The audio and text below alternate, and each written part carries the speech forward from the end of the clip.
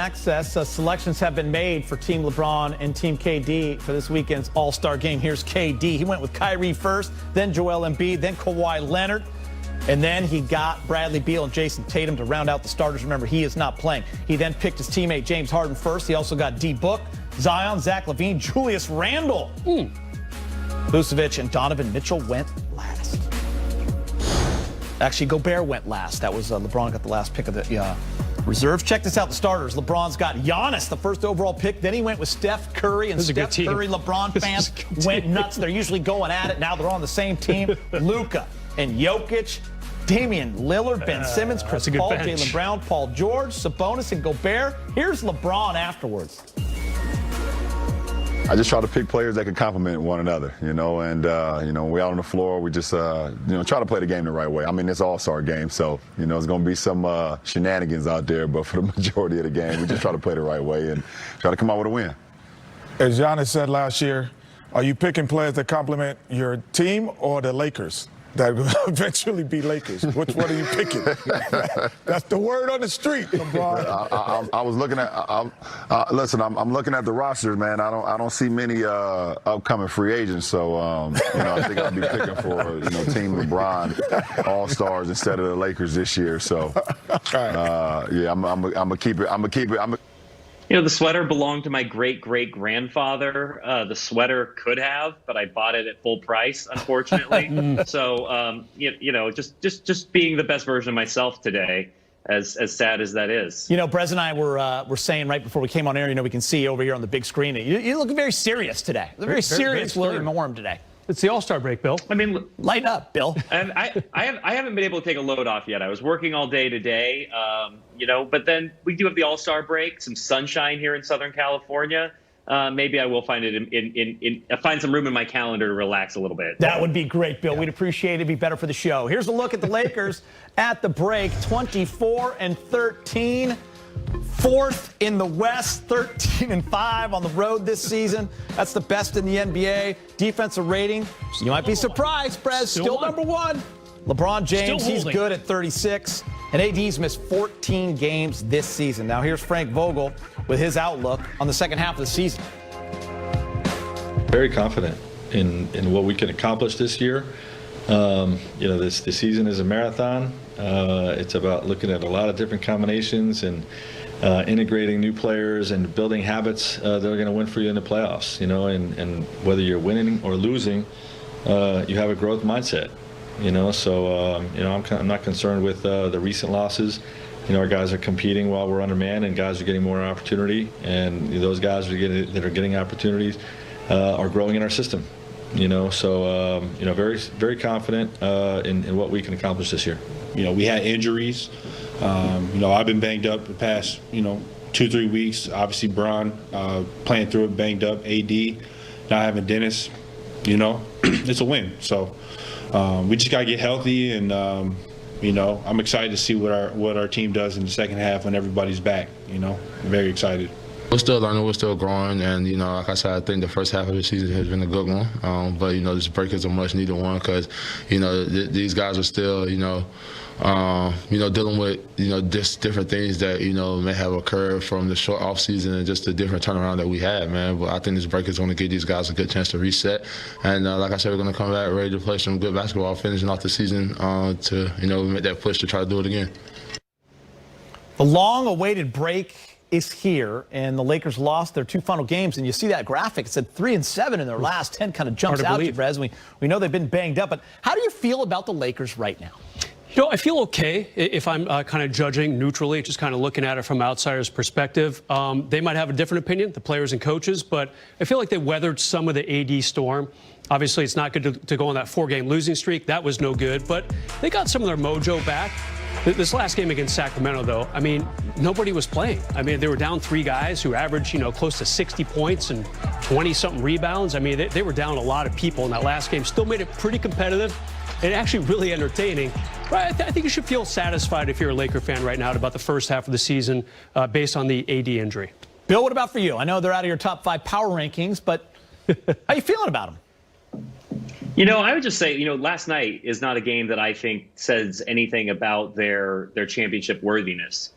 And I feel that way kind of about almost the entire month of February when you talk about the way they were playing kind of the dog days of the season. You have no Anthony Davis. If Anthony Davis is healthy, and I think it's reasonable to be concerned about that given the nature of the injury that he's currently dealing with, but if he's healthy come playoff time and the Lakers are at full strength, then we know they are championship contenders, and we know that they have an opportunity to be there at the end of the season. So I feel good about the Lakers. I mean, they don't have serious injuries. They're not showing signs of a team that is sliding necessarily. I think they're in good shape. They just need to be healthy. Yeah, I took away last night's game that it was really fun. It was entertaining. Yeah. It was great to see Dennis and Kuz and Montrez get to do their 3 season highs for those thing. guys. Yeah, that was great. Of course, you want to win every game, but didn't go your way. Listen, last night Rob said in the post-game show, you want to be strategic about where you land. I don't care, but you also don't want to be playing the Clippers in the first or second round. I want to wait for the Western Conference Finals. Big Game had a totally different take. He goes, I disagree. Bring on whomever, as long as we're healthy. Whoever. Okay, Yep. So where do you come out, both of you, on the seeding for the Lakers?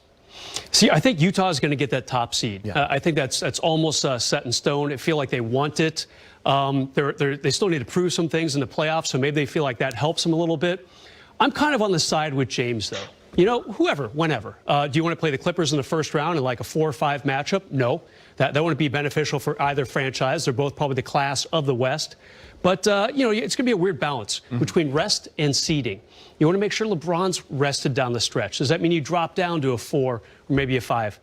Possibly. But that's more important than, hey, let's gun for that first seeding. That was more of a theme of last year, I thought. All right, I agree with Brez. What about you, Bill? Yeah, I hate to not be more controversial here, but I agree with what you're saying, Brez. I mean, caring about seeding is something a team of upstarts would be concerned with. Like Last Utah. year's Lakers team had not been there before. And yeah, the Jazz should want to get the 1 seed. They should want every advantage they have going into the playoffs. The Lakers already have the advantage they need going into the playoffs. His name is LeBron James. So to me, they can be the 4 seed, they could be the 5 seed, and I don't view them any differently as a title contender than I would if they were the 1 seed. All right, guys, your top 2 storylines for the second half of the season. Brez? Got to stay healthy and safe. They did okay with the safe part. If you're talking about COVID-19 in particular, no games postponed, nothing really major hitting the team. A couple of isolated incidents with Caruso and Marc Gasol most recently, and of course Schroeder. They each missed about a week. But the health part has been an issue. We already talked about AD missing 14 games. Bill, he's going to miss another 4 or 5 at the start of the second half based on the timetable the Lakers gave us. So, you just want everyone healthy and as safe as can be. That's a big part of the second half, I feel. It seems so cliche, but it is so true. It really is number one, no matter how you want to break it down. They're defending champs. Just stay healthy. Yeah, it's that All easy. right, what about for you, Bill?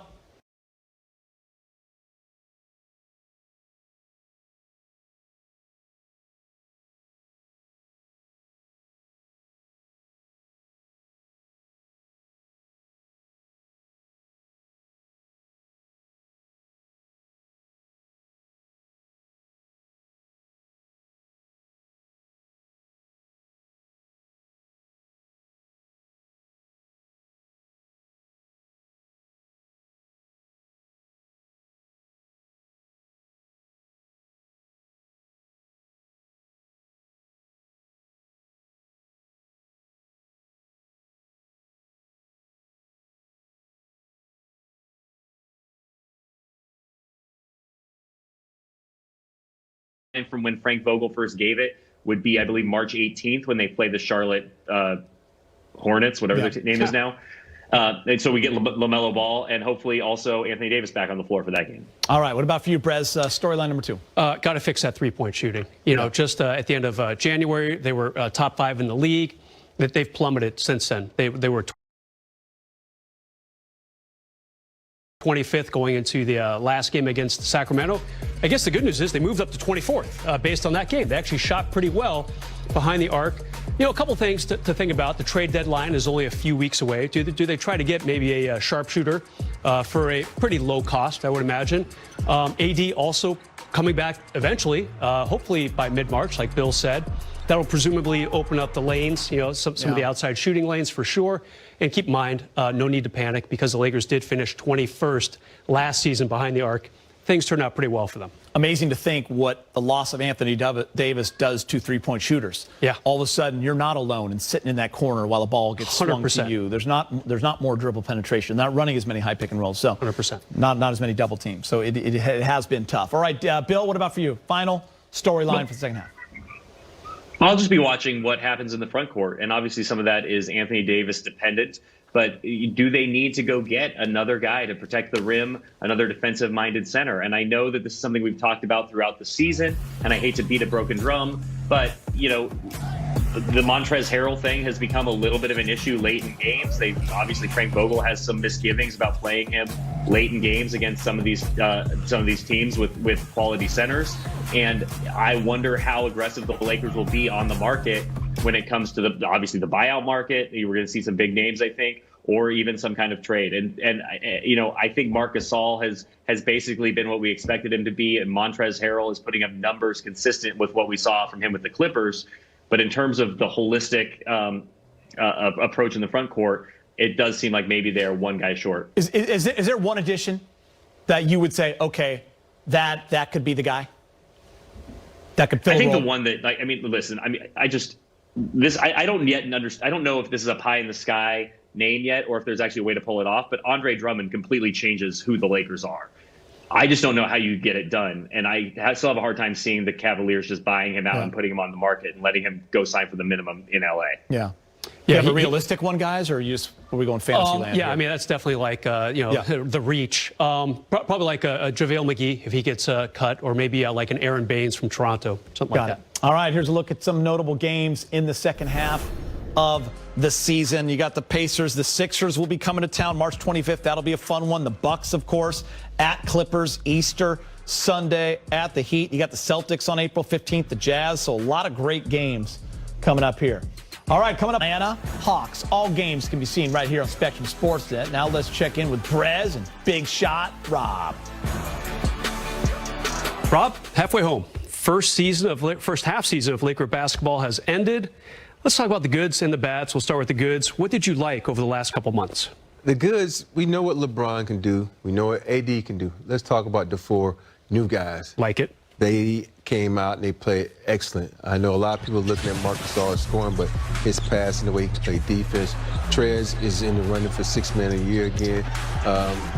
Weston Matthews has some ups and downs, but that happens with guys when you're trying to come on and get on a new team, especially a championship team. But Dennis, out of the four, is my MVP out of the four. He's been playing extremely well. I love the fact that he picks up guards in the back court, in the front court, and wherever they go, he's picking them up and playing them, full court and putting a lot of pressure on them defensively.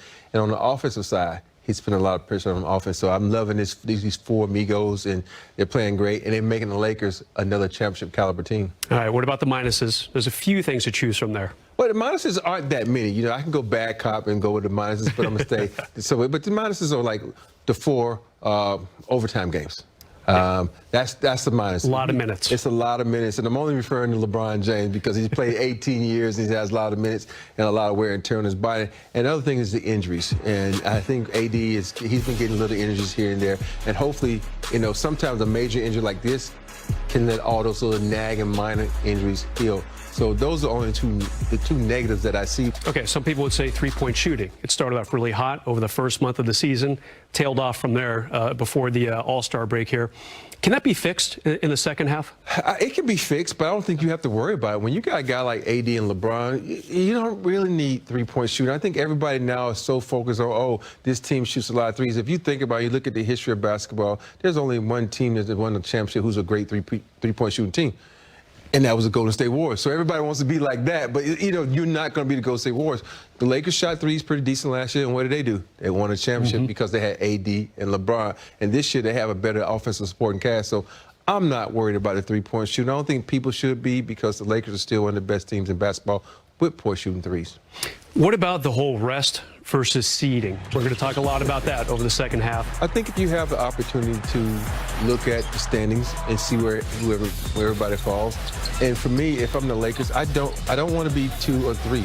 because that's where the Clippers fall. And people don't want to say that, but the Clippers don't have to travel. You don't have to travel. So they're getting the same amount of rest that you are. And the Clippers are a team that can be very explosive with Kawhi and Paul George. So I think you have to look at that, and you want to get that first round so you can go further in the play. I know people say, oh, we're not scared of the Clippers, but you never know what can happen when a team is playing on their home court every playoff game. Yeah, you got to look at matchups. I mean, Yes. no doubt about it. Is LeBron your first half MVP? LeBron's my first half MVP. You know, I'm going to go back to the Jason Kidd, Grant Hill day when they was tied for Rookies of the Year. I think if you look at Joel Embiid and the body work he's put in, and I know everybody doesn't really watch East and they don't really respect bigs. And Joel Embiid is one of those pure bigs that you see. LeBron is the MVP, but I think he's going to have to worry about guys like Joel Embiid who's stepping up, because the NBA always looks at those guys who's going above and beyond what they've done, and look at guys like LeBron, Kobe, Michael Jordan, Shaq. Like, we expect you to do that, but you got to do more to impress us. So hopefully it goes to LeBron, but the only person I see in my mind that can give him trouble is Joel Embiid. Rob, I would like to give you the Spectrum Sportsnet MVP of the first half, but you and James have to share it. So congrats on being the